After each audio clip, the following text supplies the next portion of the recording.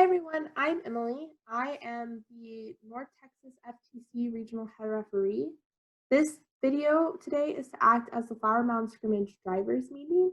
We're just going to go over some basic considerations for rules and gracious professionalism to take into account for the scrimmage. The first thing I really want to talk about is that this should really be a learning experience for y'all. All scrimmages are practices for the season. Since this is for a remote event, I think that your main consideration to take into account is really how to play this game and understanding the rules that go with it. It is up to teams and their assigned field personnel to act as the referees and score their own penalties, which I know can be hard. Which is our hope for this is that you will have a learning experience and be able to go into the season and into remote events knowing what the rules are and to look at yourself without bias and with consideration towards gracious professionalism. So to get into our first real topic is gracious professionalism and safety. To piggyback off of what I just said, Guido sent out, I believe, an email or a Google group that basically went over expectations for the day. And one of the things he really talked about that I thought was a good lesson and a good thing to take into account is that it is tempting in this environment to be biased towards yourselves, but it's not in the spirit of gracious professionalism. And you should really take heed to that. You decide what's an official match, decide what's a practice match, and really stick to your guns and know how you want to approach the day. And that, with the field personnel and the teams themselves, I really want you guys to focus on safety. Safety is a big part of gracious professionalism, and I cannot emphasize enough how hard and unsafe this game can be, given that we have projectiles this year as part of the gameplay. All safety rules can be found in Game Manual Part 2, Section 4.6.1 Safety Rules. One of the ones I really wanted to take caution to, and this isn't a safety rule, it's a game-specific rule. In fact, it's game-specific rule 2. Since there will be robot extension outside of the playing field, take caution as to how this extension is happening. So it's one thing to score in the low goal and have to extend past the perimeter of the wall, or in the other burst to score your wobble goal outside. That extension can be hard. One thing to keep in mind with robot extension outside of the playing field is intentional and inconsequential. Incidental and inconsequential.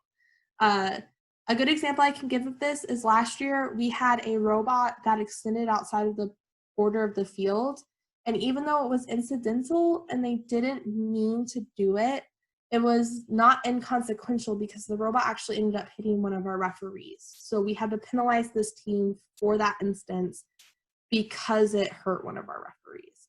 So just be very cautious, especially since it's your own team members on the field. And even when it's not your own team members on the field, take caution to what your surroundings are and really make sure that you're playing in a safe way.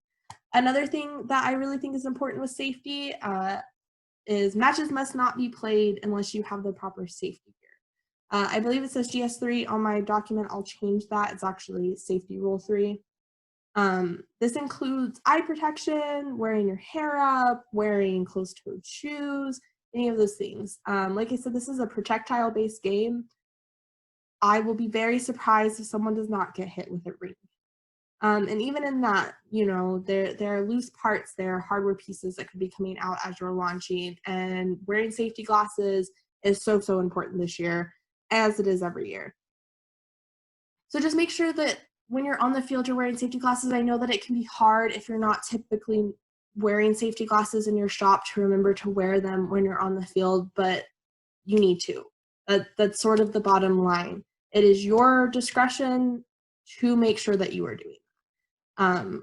Referees can't get onto you for it since we will not necessarily be participating in these remote events, so it is up to you to make sure that each member of your team is safe. The rest of this conversation is going to be over game rules. Know the rules. Please know the rules. General game rules and game-specific rules in particular. I would say that this extends to, you should know what is in Game Manual Part 1 and Game Manual Part 2 front and back. A lot of you who know me know that that is my preach during the year, is read game manual part 2. But in particular for these remote events environments, since you're scoring yourselves or your field personnel are scoring, know 4.6.2 general game rules and 4.6.3 game specific rules of game manual part 2, because these are going to be the ones that are important for how you score your event. This is our second year with human players. I said this a lot last year as well with human players, is that your human players should know the human player rules. I firmly believe, and I believe I said this in multiple drivers meetings last year, is that if your human players do not know the human player rules and cannot recite them back, they probably should not be your human player, because they are going to get you penalties during the game day. The human player rules I want to focus on are stay inside the human player station, which is actually a G16 and a GS2, so that's general game rules 16 and game specific rules 2. G16 defines driver station and human player station and sort of how you can interact with that. GS2 defines, I believe, how the human player moves within the human player station. Last year, the human player station didn't allow for a lot of free movement. This year it does. So just make sure that you understand those rules and how you're allowed to interact inside of that human player station. The other one is GS4, which is human player constraints. This is a several part rule. I will not be going over all of them, but it is important to know what these rules are. It talks about when you can release rings, how fast you should be releasing rings. I think the biggest thing I want to point out in this is don't be strategic about it. If this were an actual game environment, you should be releasing rings as soon as, like a human player should be releasing rings as soon as they get them. So once it launches back and it's safe for them to grab, they should be putting those rings back on the field, so as not to disrupt gameplay or keep other teams from being starved out of rings. That's really all I have to say about human player rules. Just please, please, please be familiar with them.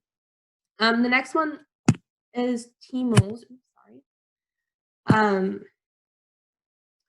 Team rules for me are also applicable to field personnel, since field personnel will be the people who are scoring your matches. The biggest thing here is know what you can and can't do within the boundaries of the rules. I think it's very important to have both of those sides. So know what you can do and how you can score, and what you also cannot do. The rules I have here are just some of the rules. These are the ones that we tend to see in a season have the most penalties against teams. Take heed to all rules and be very careful with them. So the first one is control possession of game elements. So this applies to rings and wobble goals. For rings, you can control 3 rings. For wobble goal, you can control 1 wobble goal.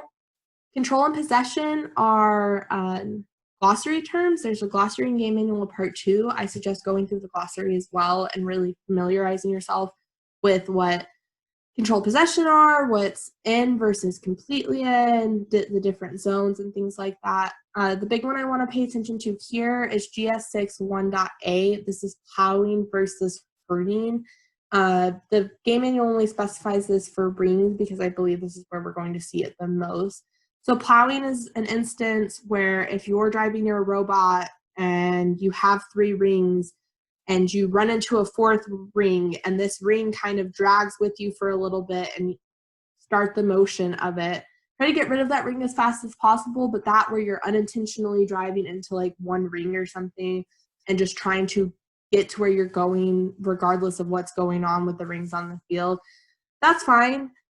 It's when you're dragging it for too long, or when you're dragging multiple rings in an intentional way to get yourself ahead in the game, that it becomes sort of herding.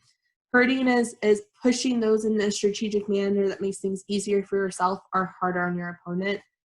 In a referee environment, we can very much tell when you are participating in intentional herding. So make sure that you're just aware of how you're interacting with the field and how you're interacting with the game elements. I think it's important for field personnel to really pay attention and understand how this rule works and then what the penalty is. So the penalty for control and possession is a minor penalty for every game element over the allowed amount, plus a minor penalty per ring over for 5 seconds. So to explain this, if you have 3 rings and you pick up a 4th and a 5th ring along the way, you get a minor penalty for the 4th and the 5th ring, so you get 2 minor penalties, plus if you go for 5 seconds, you get an additional 2 minor penalties, and so on and so forth. So for every 5 seconds, the general rule we have with referees in the region is that if you see someone holding multiple rings, try to analyze the situation, but also try to do a count immediately. So that would be my suggestion to field personnel, is if you see if your robot is holding multiple rings, start the count, because that'll make it a lot easier to track how long it's been going on for. Another big rule, these are actually typically not game specific, but are constantly broken throughout the season, are pregame and autonomous period constraints. So I'd actually say this applies to all game period constraints, but what I'm talking about in particular is GS5, which is a game-specific rule, but is a game-specific rule that has been added every year I've been a referee, which is do not interact with driver stations or game pads after randomization. So for those of you who are familiar with First Tech Challenge and are not rookies, you know that when you are on a field, referees go around and have you initialize your robot and then ask if everyone is ready and have everyone give a thumbs up. If you give that thumbs up, we randomize the field. And once the field is randomized, hands off everything. Do not touch driver stations, do not touch game pads. This is a penalty, and the reason it's a penalty is because we do not know if you are trying to change your autonomous to fit this randomization. It's there to be random, so you have to just deal with the fact that it's random, unfortunately. So make sure that you're watching for that and how you're interacting with your phones. Another thing is don't start autonomous period early or late. What this means is you should be pushing play on your, since you've already initialized, you should be pushing play on your phone at the end of the 3, 2, 1, go buzzer, or like as the buzzer hits. This is really important to do because you have that 30-second timer, and if you start early or start late, there's a potential of you having a strategic advantage over other teams. So please start right on the dot. Something I don't have included in this document that is important to remember as well is that as soon as the match ends, press stop on your phones. I've given so many late stop penalties in my time as a ref, and I think you should take caution to stopping your robot as soon as possible. The reason for this is so that if a referee has to go on a field or your field personnel has to go on a field to check a score before moving robots, it is in a stopped position and there's no chance of it moving or potentially hurting that field personnel. So just take heed to pregame and autonomous constraints. It's very important to know when to start and stop your robot, because that can also be a safety issue. The final rule I have is scoring and launching constraints. Part of what I want you to realize with this, or to know with this, is exactly what the rules of the game field zones are. So like the drop zone, the launch zone, all of those elements, the tower goal, everything.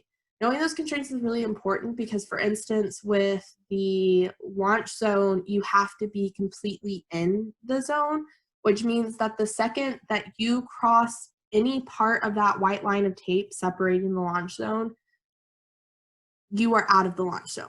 So make sure that you're completely inside, you're completely over the line before you launch. For those rules, launching rules are GS12 and GS13. I've included sections 4.3 and 4.5 in my document because those are general game rules that are going to go over what the different zones are. But GS12 and GS13 dictate how to launch at the tower goal and the drop shots. Finally, section 4.8 rule summary of game manual part 2 shows how to calculate all of the penalties. So it'll summarize the rules and then it shows what the penalties are and how to calculate them. Referees refer to this all the time. Use this as your guide, and then if you have any other questions, dive in further into the rules. For field personnel, that's my big suggestion. You are acting as the referees for your own event.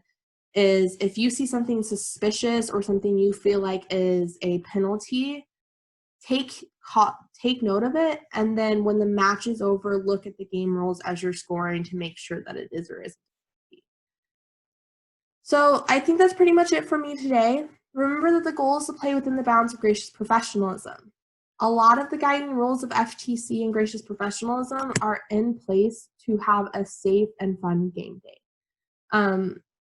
For this scrimmage, it's really your chance to act with intention. By act with intention, I mean taking the time to learn these rules and become the best scoring version or best version of the team that you can be. We're all learning how to work in this new remote environment, and we're all, I can guarantee you, all of the volunteers that are part of this are trying to act with intention to make sure that this is the best game day for you guys. Good luck and have fun.